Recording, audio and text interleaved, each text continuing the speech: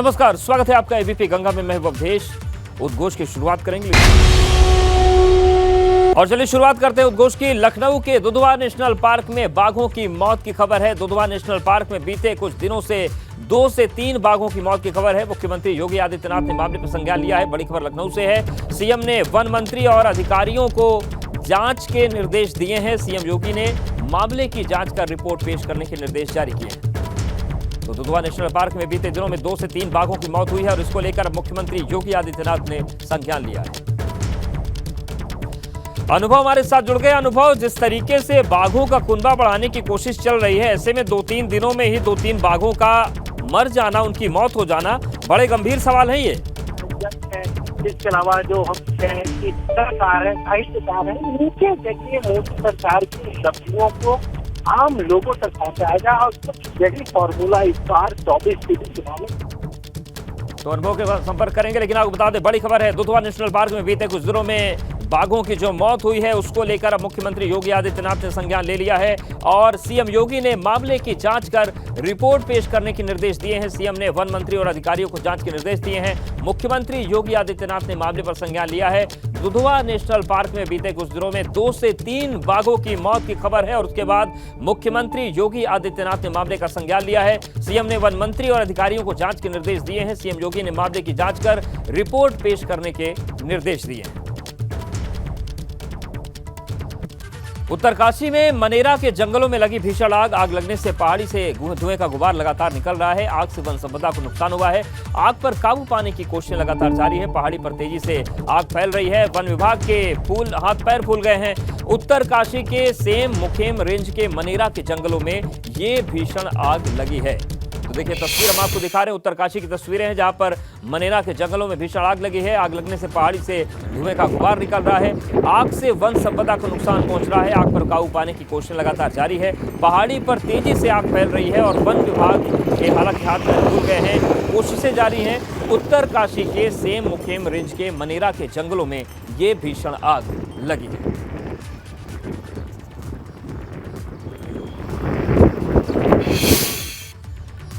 और वहीं कानपुर देहात में धर्मांतरण की कोशिश का मामला सामने आया है। सोशल मीडिया पर हिंदू नाम से पहचान, फिर दोस्ती का ऑफर। सोशल मीडिया पर ऋषभ, हकीकत में शानू निकला।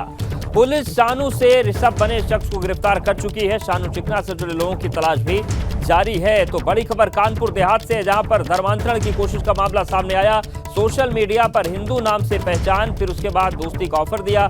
सोशल मीडिया पर ऋषभ नाम से इसका अकाउंट था, लेकिन असल में ये शानू चिकना निकला। पुलिस ने शानू चिकना से ऋषभ बने शख्स को गिरफ्तार कर लिया है और अब इससे जुड़े लोगों की तलाश भी जारी है, पूछताछ जारी है। तो शानू चिकना और ऋषभ की करतूत आप देखिए। सोशल मीडिया पर हिंदू नाम से पहचान बनाकर इसने आईडी बनाई, दोस्ती का ऑफर दिया और उसके बाद धर्मांतरण की कोशिशें थी, लेकिन पुलिस ने पहले इसे पकड़ लिया। अब पुलिस इसके साथ के लोगों को भी तलाश रही है और पूरे मामले के तह तक जाने की कोशिश कर रही है। मंगलपुर जनपद कानपुर देहात की रहने वाली एक वादिया के द्वारा थाने में तहरीर दिया गया, जिसमें उसके द्वारा बताया गया कि एक व्यक्ति द्वारा फर्जी नाम से फ्रेंड रिक्वेस्ट भेजा गया था और उसके साथ वह अवध चैटिंग करता था। जब वादिया को उसकी सही जानकारी प्राप्त हुई तो उसने उससे बात करने से मना किया, लेकिन वह व्यक्ति उसका पीछा करता रहा और उस पर धन परिवर्तन कर निकाह करने की धमकी देने लगा और उसके मना करने के बाद उसने कहा जान से मारने की धमकी दिया। उस तहरीर के आधार पर सुसंगत धाराओं में उसके खिलाफ मुकदमा दर्ज करने के पश्चात थाना प्रभारी मंगलपुर के नेतृत्व में उसकी तत्काल गिरफ्तारी की टीम गठित किया गया, जिसे आज ही गिरफ्तार कर लिया गया है। और आजमगढ़ जेल में बंद सपा विधायक रमाकांत यादव ने खाने में ड्राई फ्रूट्स मांगे हैं। कोर्ट के सामने रमाकांत यादव ने पीने के लिए मिनरल वाटर भी मांगा है। आजमगढ़ कोर्ट में वर्चुअल पेशी में रमाकांत यादव ने ये मांगे उठाई हैं। सपा विधायक रमाकांत यादव ने बीमारी का हवाला देते हुए कोर्ट से अपील की है कि उन्हें ड्राई फ्रूट्स दिए जाएं, साथ ही वो मिनरल वाटर पीना चाहते हैं। आजमगढ़ जेल में बंद है सपा विधायक रमाकांत यादव और वीडियो कॉन्फ्रेंसिंग के जरिए जो पेशी हुई उसमें उन्होंने ड्राई फ्रूट्स मांगे हैं, साथ ही पीने के लिए मिनरल वाटर भी मांगा है।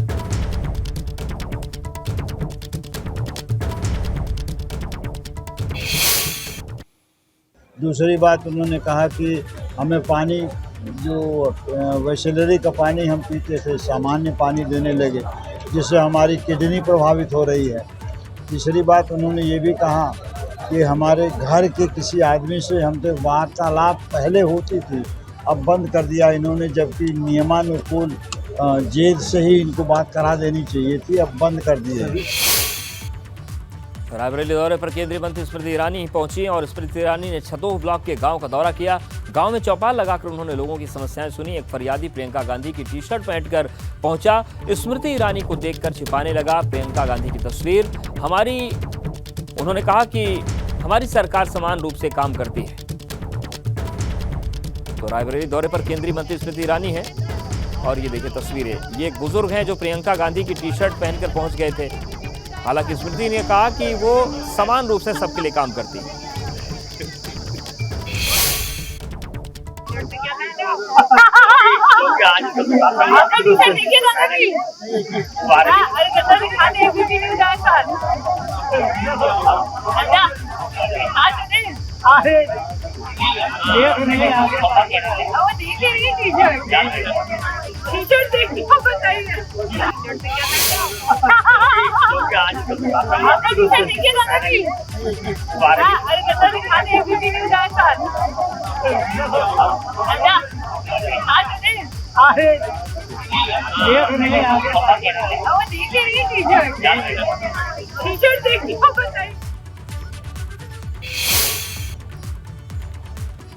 तो आपने देखा ये तस्वीरें अमेठी की थी। अब बात करते हैं सपा महासचिव शिवपाल यादव की, जो इन्होंने भाजपा पर प्रहार किया है। भारतीय जनता पार्टी को उन्होंने असुरों से कम नहीं बताया। उन्होंने कहा कि भारतीय जनता पार्टी असुरों से कम नहीं है। 2024 में बीजेपी को देश से हटाने का काम करेंगे। भाजपा का दोहरा चरित्र है और सपा सेकुलर पार्टी है, ये भी शिवपाल यादव ने कहा है। उन्होंने कहा कि भाजपा भड़काने और बांटने का काम करती है। सपा सभी धर्मों का साथ लेकर चलती है और कार्यकर्ताओं से संगठन को मजबूत करने के लिए कहेंगे। तो नैमिषारण्य में इस वक्त शिविर चल रहा है और ये काफी सुर्खियों में है क्योंकि बीजेपी भी लगातार निशाना साध रही है, नैमिषारण्य के बहाने, धर्म के बहाने। समाजवादी पार्टी का प्रशिक्षण शिविर अब सीतापुर के नैमिषारण्य में चल रहा है। दूसरा प्रशिक्षण शिविर है और प्रमुख नेता नैमिषारण्य पहुंच रहे हैं। प्रोफेसर राम गोपाल यादव यहां पहुंच चुके हैं। शिवपाल सिंह यादव हैं। शिवपाल सिंह यादव से बात करने की कोशिश करें। शिवपाल जी, आप नैमिषारण्य में हैं, सॉफ्ट हिंदुत्व की बात कही जा रही है, क्या प्रशिक्षण देने आए हैं कार्यकर्ता? देखिए, ये जो नैमिषारण्य धाम है, पवित्र धाम है और यहाँ जब चारों धामों में होकर के जब तक यहाँ नहीं, जब तक हो लेते तब तक पूरा नहीं। तो यहाँ पर हम लोग इसलिए आए कि असुरों का नाश हो। असुर कौन है इस समय? किन की? भारतीय जनता पार्टी असुरों से कम नहीं है। सॉफ्ट हिंदुत्व की बात आपकी पार्टी के लिए कही जा रही है। और देखिए, जब हम लोग यहाँ पर आए तब सॉफ्ट हिंदुत्व की बात करते हैं और यहाँ से जब हम चलेंगे शाहजहाँपुर, बरेली से मुजफ्फरनगर, सहारनपुर और जब फिरोजाबाद से लेकर के जब हम लोग इधर चलेंगे तो कहेंगे कि अल्पसंख्यकों की बात करते हैं। ये भारतीय जनता पार्टी का दोहरा चरित्र है। हम लोग तो सेकुलर लोग हैं, हम लोग सबको लेकर के चलते हैं, हम लोग तो सभी धर्मों को मानने वाले लोग हैं।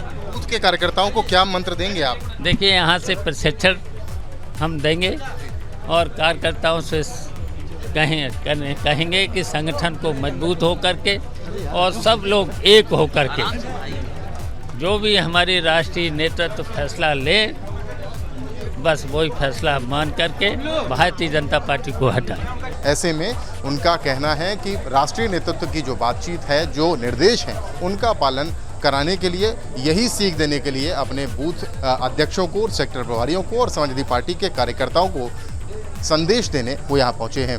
सीतापुर से कैमरामैन पंकज निगम के साथ Ratheesh Trivedi, ABP news. Samajwadi party के प्रमुख राष्ट्रीय महासचिव राम गोपाल यादव ने भाजपा पर बड़ा हमला बोला है। उन्होंने बीजेपी की तुलना असुरों से की है।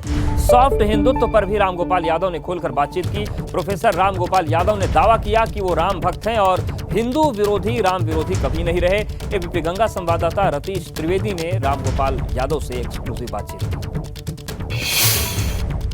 समाजवादी पार्टी सीतापुर में के नैमिषारण्य में 2 दिन का प्रशिक्षण शिविर आयोजित कर रही है। प्रोफेसर राम गोपाल यादव भी यहाँ पर आए और उन्होंने भाषण दिया। उनसे बात करने की कोशिश करेंगे। प्रोफेसर साहब, प्रोफेसर साहब, यहाँ पर आप लोगों ने प्रशिक्षण शिविर आयोजित किया है, क्या आप लोग नसीहत दे रहे हैं अपने कार्यकर्ताओं को, क्या समझाने की कोशिश कर रहे हैं? यहाँ तो हमसे ये कह रहे हैं, हम इनसे ये कह रहे हैं कि ये ऐसी जगह है जहाँ से आप प्रशिक्षण ले रहे हो कि यहाँ भगवान विष्णु ने जब असुरों का बहुत ही तांडव होना शुरू हो गया था, उनका संहार किया था। हिंदुस्तान में भी ऐसे लोग हो गए हैं, अब ये उत्तर प्रदेश में ख़ास तौर से, जहाँ लोगों का जीना दूभर हो गया है।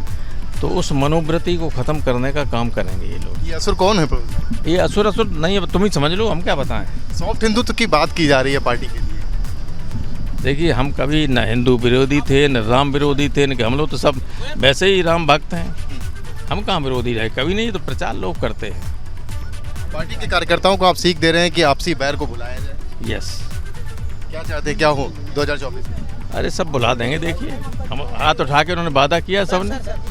तो प्रोफेसर राम गोपाल यादव अपनी बात को करते हुए और कह रहे हैं कि बहुत सारे असुर हो गए हैं जिनको नैमिषारण्य की धरती से खत्म करने का आह्वान वो अपने कार्यकर्ताओं से करके जा रहे हैं। सीतापुर से कैमरामैन पंकज निगम के साथ रतीश त्रिवेदी, एबीपी गंगा।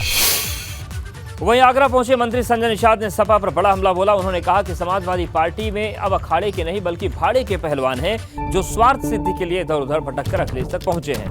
उन्होंने भाजपा और निषाद पार्टी के बड़े और छोटे भाई का मेल बताया और कहा कि त्रेता युग से भगवान राम और निषाद राज की दोस्ती है और साल 2024 लोकसभा चुनाव में भी ये देखने को मिलेगी। अखिलेश यादव भी अब मेहनत कर रहे हैं। 2 दिन पहले लखीमपुर खीरी में थे, आज वो नैमिषारण्य में है।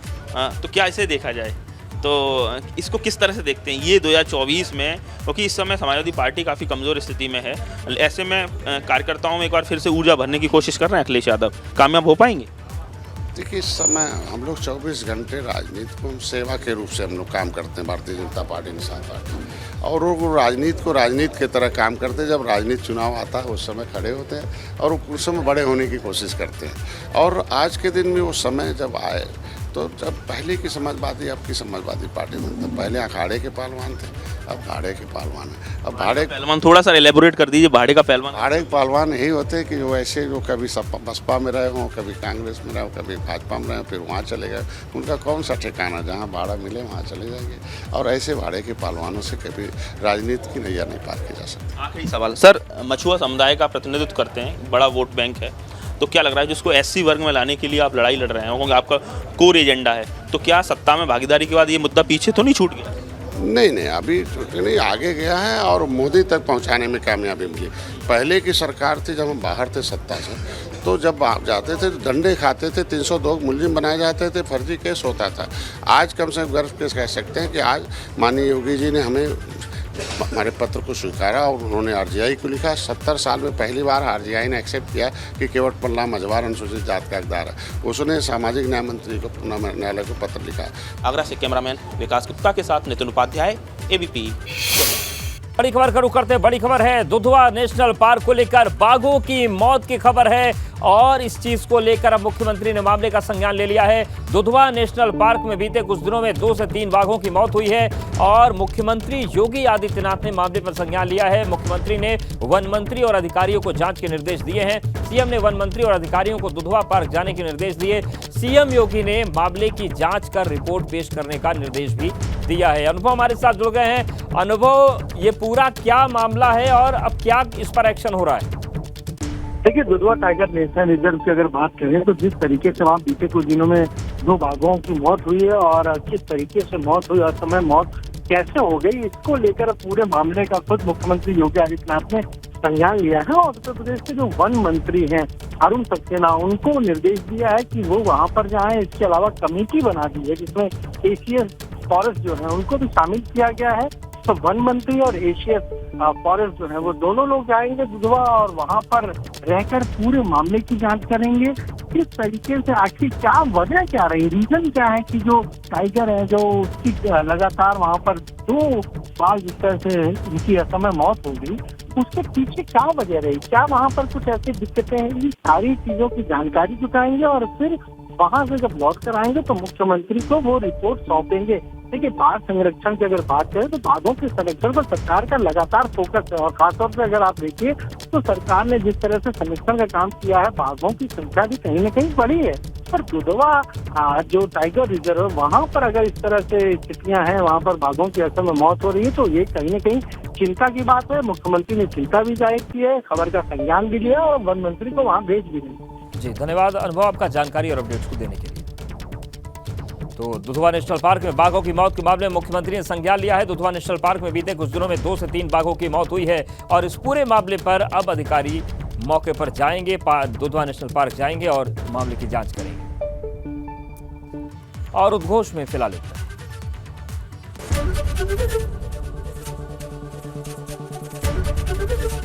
एबीपी गंगा, खबर आपकी, जुबान आपकी।